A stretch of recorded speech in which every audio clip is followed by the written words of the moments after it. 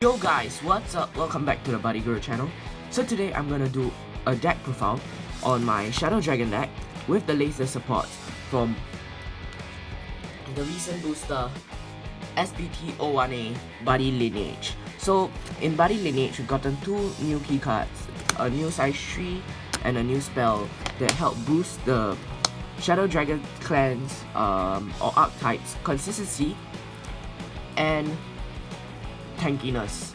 So with that, let's get right on into the deck profile. So of course for the buddy I run is Shadow Dragon. It's the key card of the deck. The deck runs around him.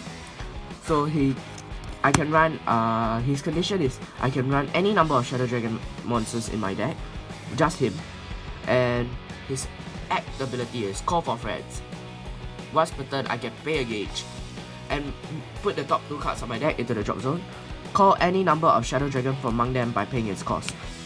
This ability is pretty useful in certain scenarios, trying to dump out more Shadow Dragons in your drop zone, or in certain cases if you mill out into one of your size 3s, you can use his effect, pay the cost, and you can summon the size 3 from the from the top two cards which you milled. So yeah, he's really important of him, and of course, because we can run any number of him, I feel that 18 is the right number to run with him. For him. So I run 18 different Shadow Dragon cards. 18 Shadow Dragon monsters. I feel that 18 is the right number. But of course you can hit up to try out 20 instead. 20 shouldn't be a big problem as well, but I feel that 18 is already enough for the consistency of the deck, for the deck to function properly. Yeah. So next up, that's it for the size zeros. Next up we go straight to the big boss monsters. I run 4 copies of Anata over Shadow Dragon. This guy is a beast. So basically he's offensive and he's a major tank for 4 gauge and a Shadow Dragon from the field into the drop zone, and 6 Shadow Dragons from your drop zone. Please take note that the Shadow Dragons you can only put is this guy, because he is looking to only slide in this guy. As you can see from here, he's not his cost requires him this size 0, not a normal Shadow Dragon attribute. So don't try not to get mixed up with that, because I tend to get mixed up myself sometimes. But his effect is, if he's on the center, all Shadow Dragon on the field get an additional 1k power and an additional crit for each Shadow Dragon monster, each size 0 Shadow Dragon monster in its soul. So basically, when he enters, you already have 1. Then his cost needs you to put another 6. So just like that, he has 7 Shadow Dragons in his soul, which makes him a big 8 soul card, making him a 12k swinger with 8 criticals, and all your other size zeros also become an 8k swinger, including your item as well, which is also a Shadow Dragon. All become big massive power banks, massive tanks, and they can run down very easily with this card in mind. So what I usually like to do is use him for fodder for the next key card and even stronger Shadow Dragon we got in Buddy Lineage. We run 4 copies of Limitless Dragon, Emperor Shadow Dragon. This card is awesome. His condition is put it on top of a Shadow Dragon, any Shadow Dragon monster, and put 3 Shadow Dragon, the size 0, from your drop zone into his soul, and pay 3 gauge. So just like that, he is a 4 soul monster, but usually I like to use him as fodder. I call Anata first, then I call him. So that grants me an auto 10, an auto 11 card soul without doing anything, just paying the 7 gauge cost, which isn't really hard to pay out because our item charges us gauge, Dragonic Shadow Shuffle charges as Gauge, Dragonic Shadow Gauge charges as Gauge. So it's not really hard to fulfill, but the very strong effect is also the defensive and offensive capabilities of this card. At the start of each player's battle phase, you can put 2 Shadow Dragons from your drop zone, your size 0, into his soul. If you do, for this turn, all Shadow Dragon with the same attribute as him, the attributes get plus 5k power defense, critical plus 1, penetrate, and double attack, which makes this guy a 10k 4 crit double attacking swinger with 8k defense and penetrate. Makes this little beast a 6k swinger with 2 crits, penetrate, double attack, 626 stats, double attack and penetrate. Makes your item a 6k, a 626 stats as well. Actually it's not a 626. It's a 625 stats as well. With a massive tank because you put another 2 Shadow Dragons from your drop zone into his soul, which basically is trying to say that this guy is really hard to take down in most matchups, unless they remove all your soul, which is a pity. By then you should be crying in a corner. But if they don't have any soul removal capabilities, they will have to swing this guy really hard in order to try to take down all of his minimum per turn 6 souls, because he puts 2 souls at the start of each player's attack phase. Actually it should be minimum 6 to 8 souls. If you're lucky enough, it'll be 8. If you're unlucky, 4 to 6 will be your maximum. But this guy is really a huge tank in the center. His offensive capabilities also bring this deck really high up in the ranks. I wouldn't say it's part of the meta, but this deck is a budget deck. I mean, considering he is also a common, this deck is a really strong, has a lot of potential to do well in my eyes. Yeah. So we run 4 copies of the Emperor Shadow Dragon.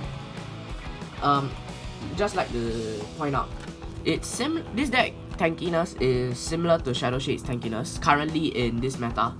Although Shadow Shades is slightly stronger than this deck, I feel that if you have a smaller budget, maybe a $50 budget, this deck is the deck to opt for, because it can really tank out your opponent, and it can really once you call out the Emperor Shadow Dragon, you can really rush the hell out of your opponent from there. And we go on to the spells now. We run 4 copies of the new card from Buddy Lineage, Dragonic Shadow Shuffle. So this card increases our consistency a lot, because we can choose 3 Shadow Dragon, any attribute Shadow Dragons, send 1 into the drop zone, 1 into the gauge, and add 1 from there into your hand. Usually this is what I do. Of course, we want to dump more of him into the drop zone, so we send him to the drop. We send 1 of them into the gauge, so that for costs. And usually, I rarely ever take the size 0s unless I really need to. Usually, I opt for Emperor Shadow Dragon. The item, Shadow Scale Dragon Shadow, or even the impact, because the impact, as you can see here, is a Shadow Dragon card as well.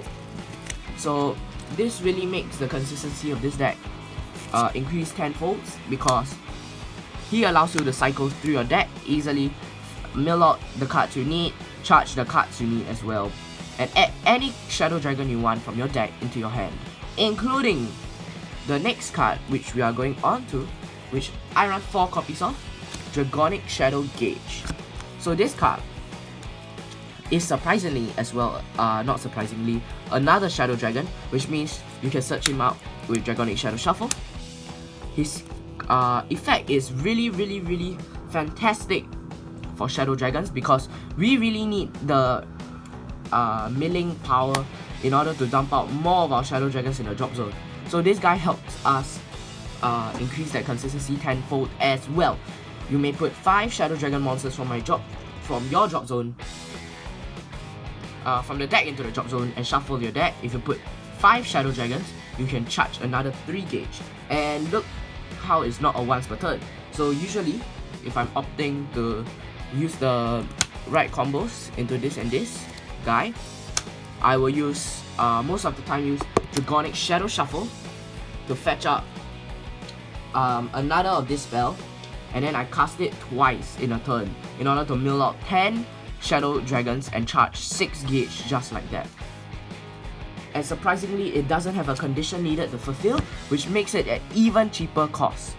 This is also one of the, I would say is the, looks to be the second most expensive card of this deck, making it, because it's a rare, yes, rare, which, well, yeah, it's the second most expensive card of the deck. It's a rare. That's how, that's how budget Shadow Dragons are, but really, it really has a lot of potential as a strong deck right now. After playtesting a while, I feel that Shadow Dragon kills a lot of rush decks in the meta currently. It's not the friendliest deck in the meta right now. Also, it kills, if you are lucky enough to fight against a stall deck, Shadow Dragons should be able to win, because we can change from defensive to offensive in just mere seconds. All you need to switch to offensive mode. The only condition you need to fulfill is to have 2 Shadow Dragon in your drop zone, and it's your turn. Then you can switch automatically from defensive into offensive. And if it's your opponent's turn, just need 2 Shadow Dragons in your drop zone, and you can switch into defensive mode just like that. And the next card we run is just in case your opponent has a Loki. This card does really shine very well this deck. I run 3 copies of Machining Sacrifice. So of course, it's a Chaos card, the most expensive card in the deck. Yes, it's really hard to find now because of Dimension Dragons, but it's a really great card in order to for this Shadow Dragon deck. So of course, for example, you have an Emperor Shadow Dragon. Imagine they Loki you have no souls left. You can counter, put it into the drop zone, and then usually, if you don't have any more monsters on the field, you can opt for this guy, another over Shadow Dragon, which still has a 6 soul tank there. So even if they manage to knock down 8 souls off your current Emperor Shadow Dragon, you can always Machining Sacrifice that one and call Anata out. So yeah, it really helps the deck function. Emperor Shadow Dragon really helps the deck function, and it works well with this deck, as it can really help you increase your defensive powers. So yeah, we run 3 copies of Machining Sacrifice. It's not needed 24/7, but it's good to have in certain scenarios. I also know that Dragot got a new card, remove all souls from a monster and destroy that monster. So you can counter to that Machining Sacrifice.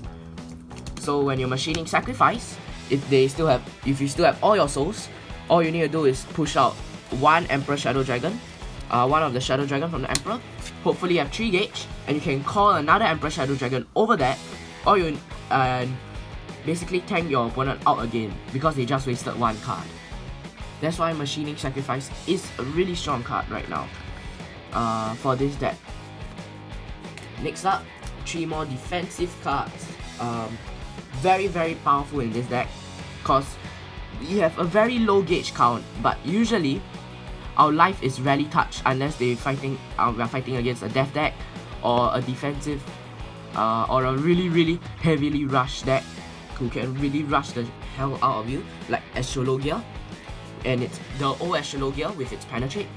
This deck would kill that. This card makes it so that they can't touch us at all, because we run 3 copies of Dragot Trap.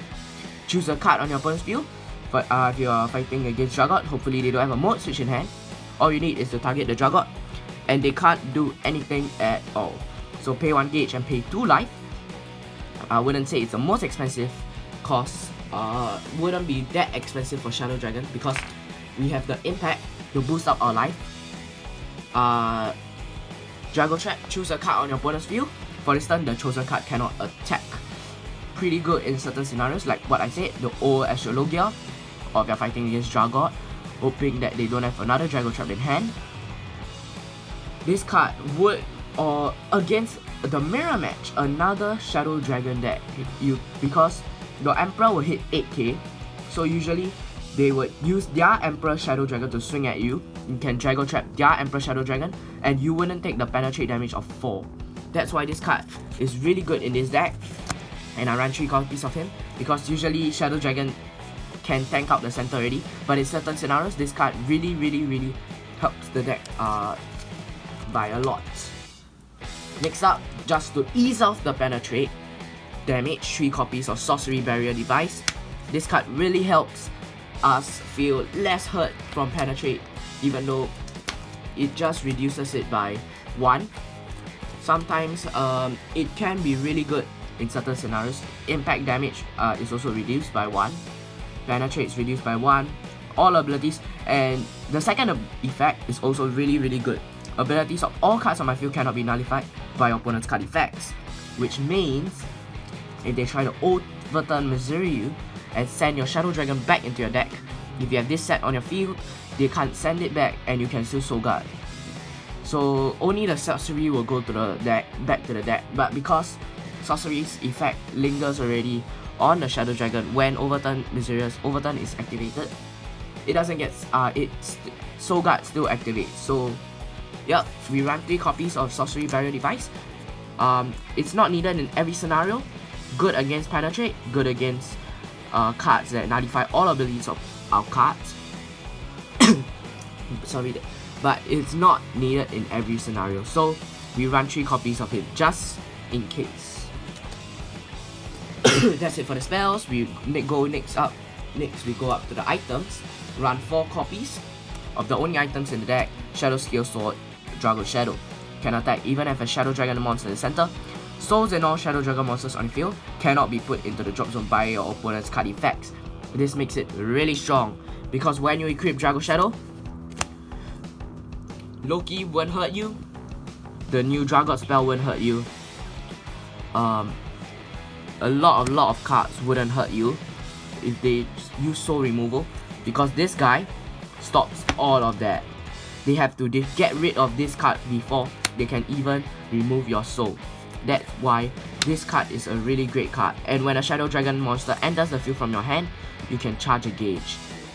Makes it really easy to for Gate's acceleration, because usually we call some of the Shadow Dragons from the hand before we evolve them using the size 0. So we want to get the early game gauge before we go on into effect calling.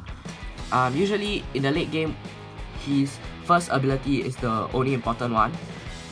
But that's what makes this card good, because all our souls cannot be touched by Shadow Dragon, by my opponent's card effect. Okay, next up, run 4 copies of Shadow Dragon Art Dividing Shadows. So it's our impact, it's a counter impact. We put any number of souls from a Shadow Dragon on the field into the drop zone. Counter effect, choose cards on your opponent's field up to the number of cards put into the drop zone by your opponent's card. By this card's cost, basically you have 8 cards in your soul, you can remove all 8, destroy 8 cards on your opponent's field. You gain life and deal damage equal to the number of cards destroyed. Good in very defensive scenarios. That's why we technically only run 7 cards, 10 cards actually, to protect our Shadow Dragon, because this card gets rid of your board wipes your entire opponent's field, and this is what makes this card so good. It's also really good against that day at a card shop in Singapore, I fought against a Guardians deck. It was really cool. With the new support, it was a Guardians MAT.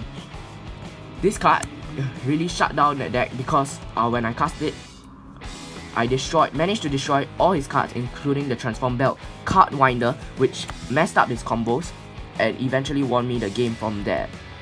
So yeah, run 4 copies. It's a must-have card in the deck. Really good. I don't see why you should run 3. 4 is definitely the 2 gold amount. This card accelerates the defensive capabilities by a lot. So yeah, and with that, that's it for my deck profile. I hope you enjoyed watching my Shadow Dragon deck profile with the upgrades on Buddy Lineage. I'll leave be sure to comment down below and subscribe. Like and subscribe, comment down below what decks you might want to see next, and tell me what you think about me doing these deck profiles. It's pretty fun doing them, building new decks, fun decks from deck profile. I usually don't tend to build meta decks besides my mobile aerial team deck. But with that, I will see you guys. I'll catch you guys in the next video. Bye.